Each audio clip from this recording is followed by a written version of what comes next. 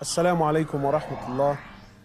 My brothers and sisters, I wanted to share something that happened with me personally. Not too long ago, I went to visit a friend of mine whose mother was dying of cancer. She had been battling cancer for about 5 years, and news came to me that she was on her last days. So I went to visit the brother, and as I sat down with him, he was explaining to me that his mother is going through that state of sakarat al-maut, conscious and unconscious, and that the cancer was really starting to spread all over. So as I sat with this friend of mine and we were talking, his eyes teared up. So I assumed that because his mother's dying, and so I tried to comfort him, and I said to him, look, this is natural in life. And he said to me, I'm not crying because she's leaving. And of course I am upset, but that's not why I'm crying. I said, then why are you upset? He said, I'm upset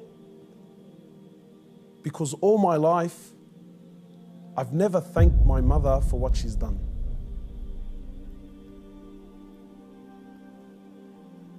And honestly, I can't explain what happened to me when he said these words, He said, all my life, I've never once in my life said thank you to my mum.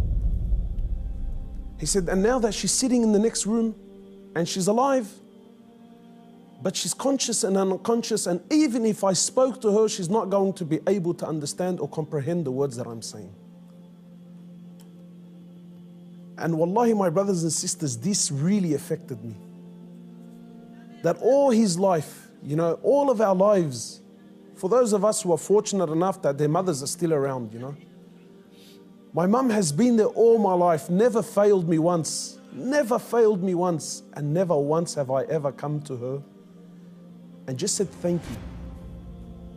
And not one of those thank yous with some flowers, and that's a good thank you, but those really deep thank yous. That thank you that if she left me now, I've told her and I've thanked her from the depths of my heart. Wallahi, my brothers and sisters, I haven't been able to forget this. That when was the last time you thanked your mother? When was the last time you showed your mother genuine appreciation for everything that she's ever done? Or are we going to be like those, or are we going to be of those who, when our mothers leave us permanently, then we will sit back and remember and start to regret that I didn't take advantage of the opportunity when I had it. My brothers, in many places around the world, they celebrate this thing called Mother's Day. And it breaks my heart because in Islam, in truth, Mother's Day is every day. We don't single out one day of the year to say, oh, Mum, look, I remembered you today. But rather, we're ordered by Allah and His Prophet, more or less, to remember our mothers on a daily basis. A man came to the Prophet of Allah and he says to him, O Prophet of Allah, and many of us get this hadith wrong. He says, O Prophet of Allah, who is most deserving of my kind treatment? He says to him, your mother. He says, then whom? He said to him, your mother. He said to him, then whom? He said to him, your mother. He said, then whom? He said, then your father. Many of us, we interpret this to be love, that my mother is most deserving of my love. No, the person that is most deserving of your kind treatment, of your money, of your health, of everything that you possess, the person that is most deserving of this more than anyone, above all, is your mother, then your mother, then your mother, and then your father.